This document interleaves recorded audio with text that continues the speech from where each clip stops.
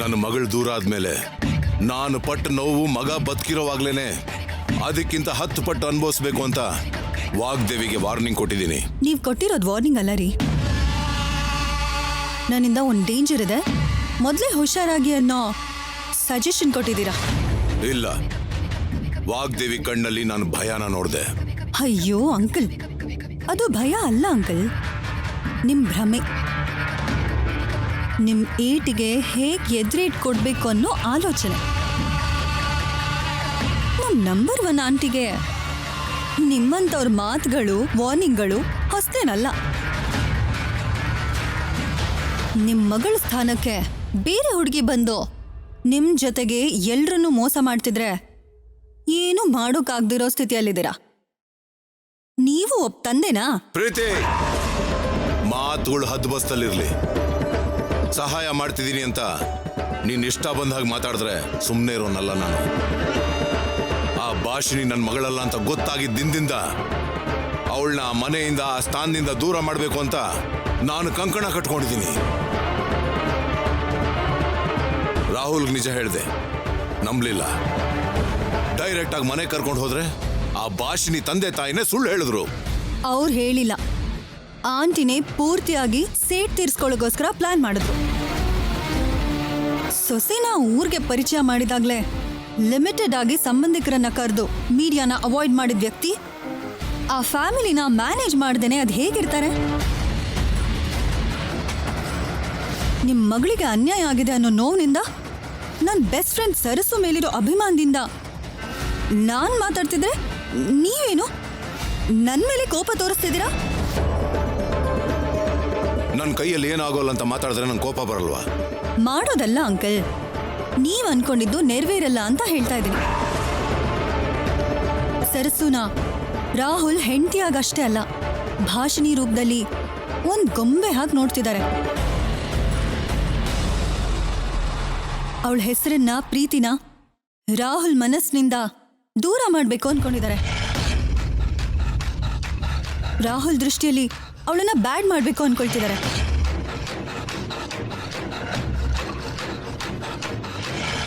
ಈ ಕುಟುಂಬಕ್ಕೆ ಸರಸು ಮಾಡಿರೋ ಒಳ್ಳೇದಕ್ಕೆ ಫೋಟೋ ಇಟ್ಟು ಪೂಜೆ ಮಾಡೋದನ್ನ ಬಿಟ್ಟು ಹೋದ್ಲು ಅಂತ ಸಂಭ್ರಮ ಪಡ್ತಾ ಇದ್ದಾರೆ. ನಿಜವಾಗ್ಲೂ ಸರಸು ಆತ್ಮ ಎಷ್ಟು ನೋವು ಪಡ್ತಿದೆಯೋ ಪಾಪ ಅಂಕಲ್. ನೋವು ಪಡಬೇಕಾಗಿರೋದು ನನ್ನ ಮಗಳಲ್ಲ, ಆ ಕುಟುಂಬ. ಆ ವಾಗ್ದೇವಿಗೆ ಬುದ್ಧಿ ಬರಬೇಕು ಅಂದ್ರೆ ಏನ್ ಕುತಂತ್ರ ಮಾಡಬೇಕು? ನನ್ನ ಮಗಳ ದೊಡ್ಡತನ ಎಲ್ರಿಗೂ ನೆನಪಿರ್ಬೇಕು ಅಂದ್ರೆ ನಾನೇನ್ ಮಾಡ್ಬೇಕು? ಏನ್ ಮಾಡ್ಬೇಕು ಹೇಳು? ನಾನ್ ಹೇಳೋದೇನು ಅಂಕಲ್, ಎಷ್ಟು ವರ್ಷಗಳಿಂದ ಆ ಕುಟುಂಬ ನೋಡ್ತಿರೋ ವ್ಯಕ್ತಿ ನೀವು. ಅವ್ರು ಮಾಡಿದ ಮೋಸಕ್ಕೆ ಬಲಿಯಾಗಿರೋ ಕುಟುಂಬ ನಿಮ್ದು. ಏನ್ ಮಾಡಿದ್ರೆ ಸರಸು ಆತ್ಮ ಸಂತೋಷ ಪಡುತ್ತೋ, ಆಂಟಿ ಪೊಗರು ಕಡಿಮೆ ಆಗುತ್ತೋ, ಭಾಷಿಣಿ ನಿಜ ಸ್ವರೂಪ ಹೊರಗಡೆ ಬರುತ್ತೋ, ರಾಹುಲ್ಗೆ ನಿಜ ಗೊತ್ತಾಗಿ ಎಲ್ರ ಮುಂದೆ ದ್ವೇಷ ಜಾಸ್ತಿ ಆಗುತ್ತೋ, ನೀವೇ ಯೋಚನೆ ಮಾಡಿ ಅಂಕಲ್. ಸತ್ತೋಗಿರೋ ಆ ಸರಸುಗೆ ಒಳ್ಳೇದನ್ನ ಕೇಳ್ಕೊಳ್ಳೋದು ಬಿಟ್ರೆ ನಾನಿನ್ ಯಾವ ಸಲಹೆನೂ ಕೊಡಲ್ಲ.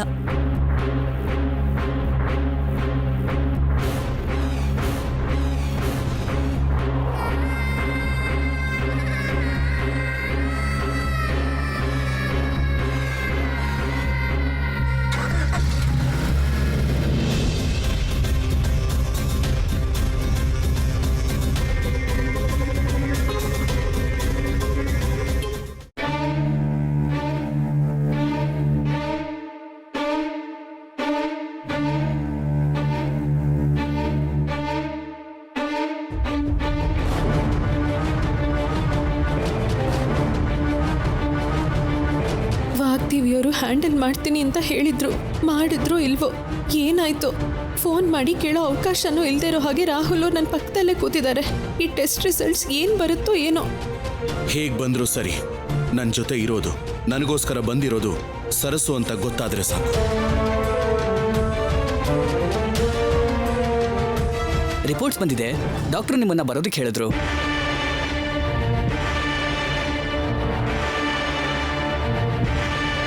ನೀನಿರು ಸರ್ಸು, ನಾನು ಒಳಗೆ ಹೋಗಿ ಮಾತಾಡ್ಕೊಂಡು ಬರ್ತೀನಿ.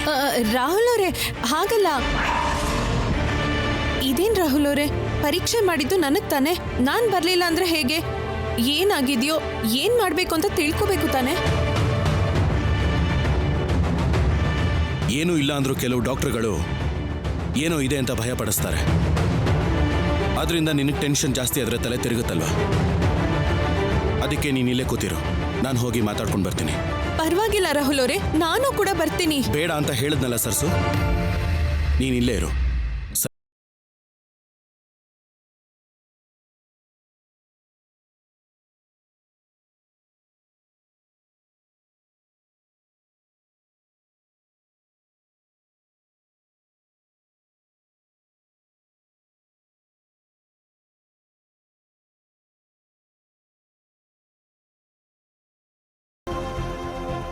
ನಿಮ್ಮ ವೈಫು ಹೊರಗಡೆನೇ ಇದೆ ಡಾಕ್ಟರ್. ರಿಪೋರ್ಟ್ಸ್ನೆಲ್ಲ ಈಗಷ್ಟೇ ನೋಡಿದೆ. Everything is normal and she is perfectly fine.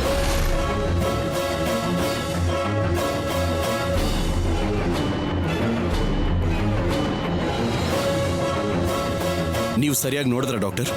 Yeah Rahul, CT, MRI, ECG ಎಲ್ಲ ರಿಪೋರ್ಟ್ಸ್ ನೋಡಿದ್ದೀನಿ. ಎಲ್ಲ ನಾರ್ಮಲ್ ಆಗೇ ಇದೆ.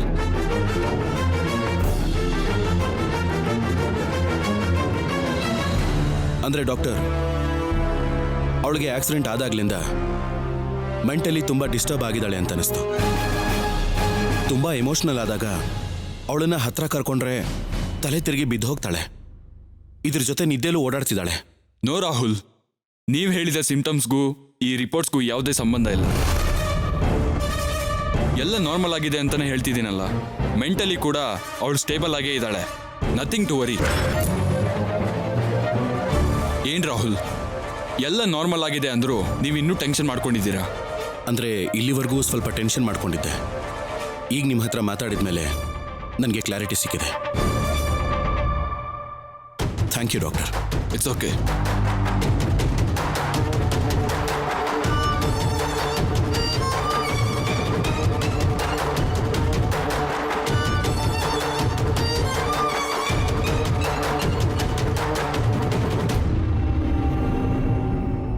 ರಾಹುಲ್ ಅವರೇ, ಡಾಕ್ಟರ್ ಏನ್ ಹೇಳಿದ್ರು? ಯಾವ ಸಮಸ್ಯೆನೂ ಇಲ್ಲ ಅಂತ ಹೇಳಿದ್ರಾ? ರಾಹುಲ್ ಅವರೇ, ನಿಮ್ಮನ್ನೇ ಮಾತಾಡಿ. ಡಾಕ್ಟರ್ ಏನ್ ಹೇಳಿದ್ರು?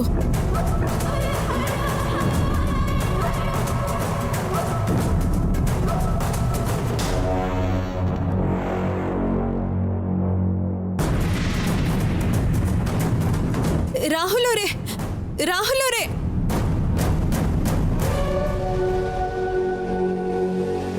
ಇರಿ ರಾಹುಲ್ ಅವರೇ, ಮಾತಾಡಿ ರಾಹುಲ್ ಅವರೇ.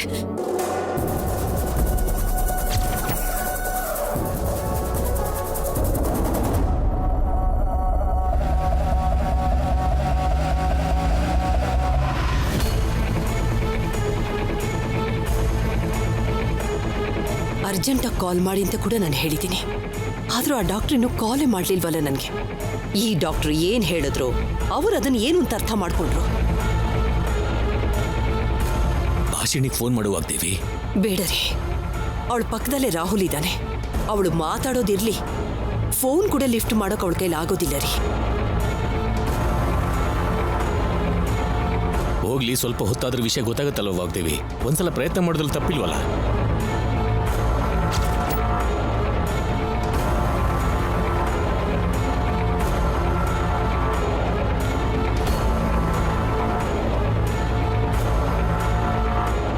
ಮೌನವಾಗಿದ್ರೆ ಹೇಗೆ ರಾಹುಲ್ ಅವರೇ? ಡಾಕ್ಟರ್ ಏನ್ ಹೇಳಿದ್ರು ಅಂತ ಹೇಳಿ ರಾಹುಲ್ ಅವರೇ.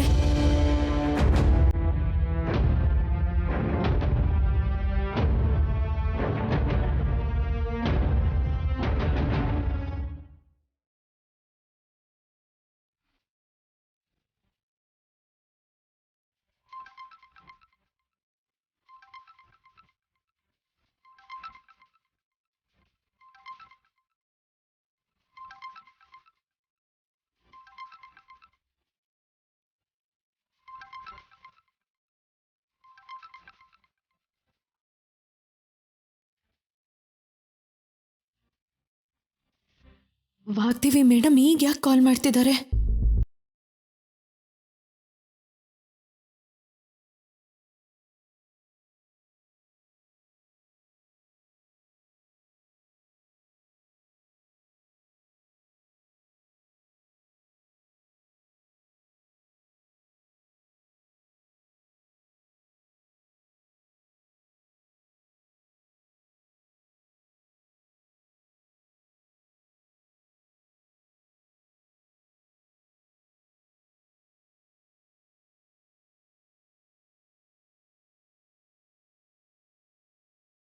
ಅಂತ ಬರ್ತಾ ಇದೆಯಲ್ಲ ಯಾಕೆ?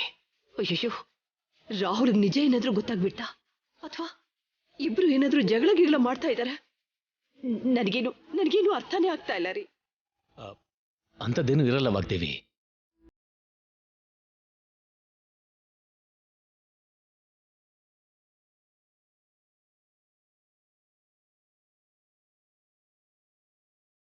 ಬೇಡ.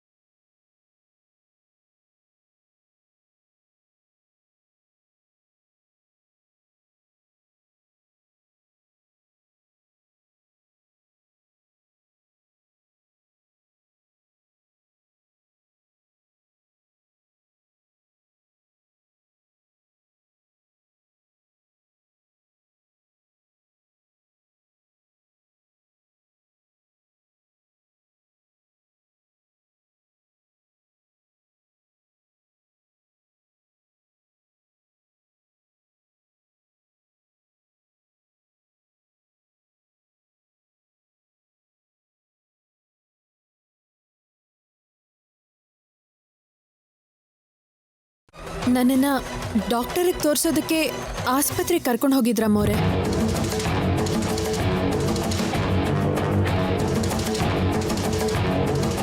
ನಿನ್ನ ಯಾಕಮ್ಮ, ಏನಾಯ್ತು? ಗೊತ್ತಿಲ್ಲ ಮಾವ. ಡಾಕ್ಟರ್ ರಾಹುಲ್ ಅವ್ರ ಹತ್ರನೇ ಮಾತಾಡಿದ್ದು. ಹೊರಟಾಗಿಂದ ಕೇಳ್ತಿದ್ರು, ಏನು ಹೇಳ್ತಾನೆ ಇಲ್ಲ.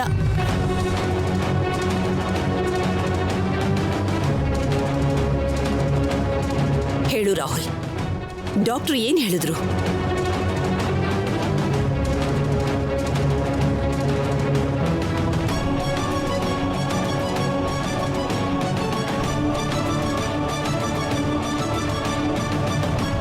ಸರಸುನ ಯಾಕೆ ಕರ್ಕೊಂಡು ಹೋಗಿದ್ದೆ?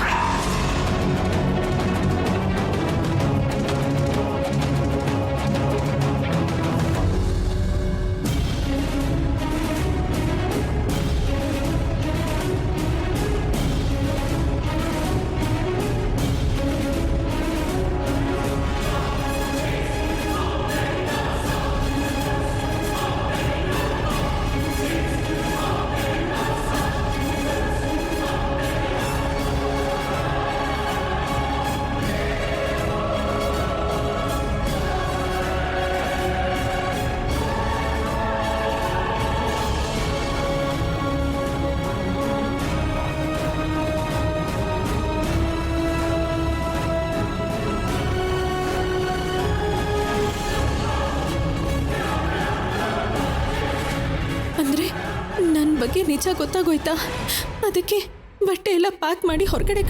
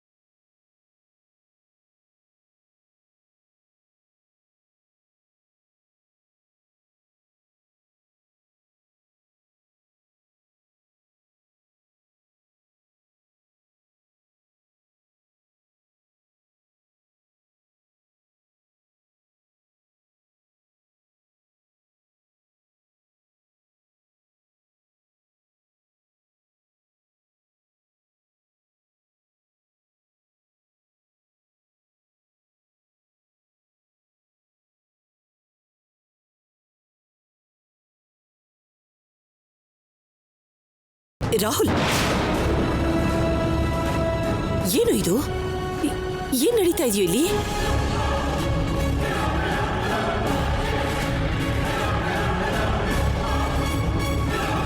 ಬಂದಾಗಿದ್ದನು ನಾನು ಎಷ್ಟು ಕ್ವೆಶ್ಚನ್ಗಳು ಕೇಳ್ತಾ ಇದ್ದೀನಿ. ಸೈಲೆಂಟ್ ಆಗಿದೆಯಾ ಹೊರತು ಒಂದು ಪ್ರಶ್ನೆಗೂ ಉತ್ತರ ಕೊಟ್ಟಿಲ್ಲ. ಈಗ ನೋಡಿದ್ರೆ ಸಡನ್ ಆಗಿ ಬ್ಯಾಗ್ ತಗೊಂಡು ಹೊರಗಡೆ ಹೋಗ್ತಾ ಇದೆಯಲ್ಲ, ಎಲ್ಲಿಗೆ ಹೋಗ್ತಾ ಇದೆಯಾ? ಅದನ್ನಾದ್ರೂ ಹೇಳ್ತೀಯಾ? ಸರಸುನ ಕರ್ಕೊಂಡು ನಾನು ಟ್ರಿಪ್ಗೆ ಹೋಗ್ತಾ ಇದ್ದೀನಿ.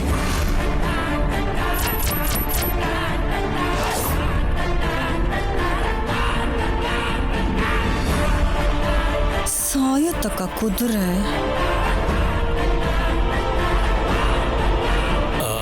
ಈಗ ಹಠಾತ್ ಆಗಿ ಟ್ರಿಪ್ಗೆ ಯಾಕೆ ಮಗನೆ? ಸರಸು ಮೆಂಟಲ್ ಹೆಲ್ತ್ ಹೇಗಿದೆ ಅಂತ ನಾನು ಕನ್ಸಲ್ಟೇಷನ್ಗೆ ಕರ್ಕೊಂಡು ಹೋಗಿದ್ದೆ. ಡಾಕ್ಟರ್ ಚೆಕ್ ಮಾಡಿ ಟೆನ್ಷನ್ನು ಸ್ಟ್ರೆಸ್ಸು ಜಾಸ್ತಿ ಆಗಿದೆ ಅಂತ ಹೇಳಿದ್ರು.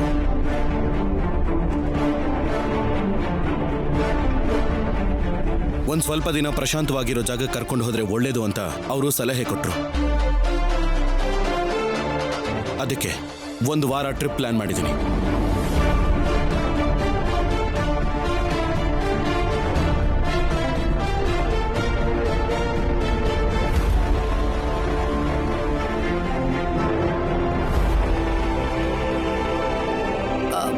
ಅಷ್ಟು ದೂರ ಯಾಕೆ ರಾಹುಲ್? ಮನೇಲಿ ನಿನಗೆ ಯಾವ ಡಿಸ್ಟರ್ಬ್ ಆಗದೆ ಇರೋ ಹಾಗೆ ಎಲ್ಲರೂ ಸೈಲೆಂಟ್ ಆಗಿ ಇದೀವಲ್ಲಪ್ಪ. ಹೊರಗಡೆ ಮೌನವಾಗಿದ್ರೆ ಅದು ಸೈಲೆಂಟ್ ಆಗಿರೋ ಹಾಗಲ್ಲ.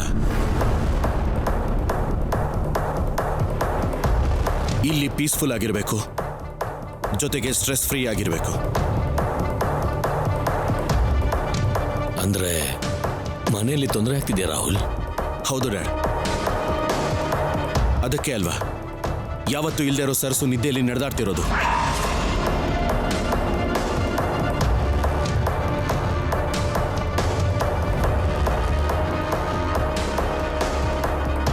ಇವಳನ್ನ ಹಾಗೆ ನೋಡೋದು ನನಗಿಷ್ಟ ಇಲ್ಲ ಡ್ಯಾಡ್.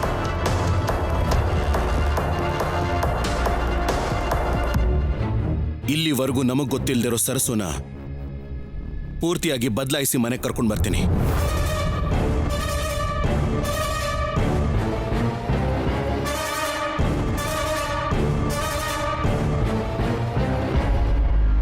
ರಾಹುಲ್ ಅವರೇ,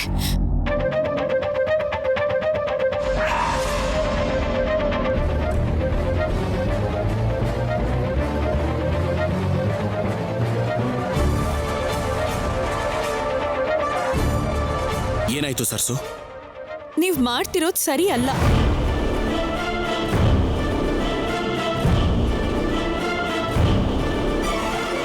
ಏನ್ ಸರ್ಸು ಹೀಗೆ ಹೇಳ್ತಾ ಇದೀಯಾ? ದಯವಿಟ್ಟು ನನಗ್ ಮಾತಾಡೋದಕ್ ಬಿಡಿ. ನನಗ್ ಒಂದ್ ಮಾತು ಹೇಳ್ದೇನೆ ಕಾರಲ್ಲಿ ಕೂರಿಸ್ಕೊಂಡು ಹಾಸ್ಪಿಟ್ಲಿಗೆ ಕರ್ಕೊಂಡು ಹೋದ್ರಿ.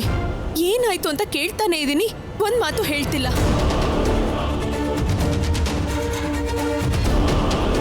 ಇವಾಗ ಮನೆಗ್ ಬಂದು ಬ್ಯಾಗ್ ರೆಡಿ ಮಾಡ್ಕೊಂಡು ಟ್ರಿಪ್ಪು ಅಂತ ಹೇಳಿದ್ರೆ ಹೇಗೆ ರಾಹುಲ್ ಅವರೇ? ಸರ್ಸು, ಏನಾಗಿದೆ ನಿನ್ಗೆ? ಯಾಕೆ ಹೀಗೆ ಮಾತಾಡ್ತಿದ್ಯಾ? ನಿನ್ನ ಟ್ರಿಪ್ ಕರ್ಕೊಂಡು ಹೋಗ್ತಿರೋದು ನಿನಗೋಸ್ಕರನೇ ಅಲ್ವಾ?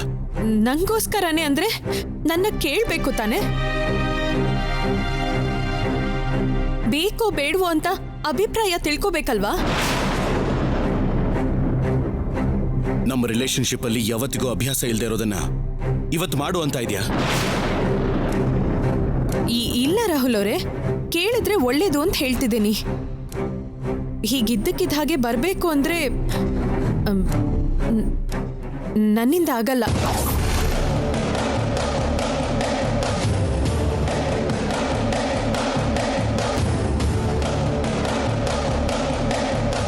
ಯಾಕಾಗಲ್ಲ? ನಿನ್ ಪ್ರಾಬ್ಲಮ್ ಆದ್ರೂ ಏನು?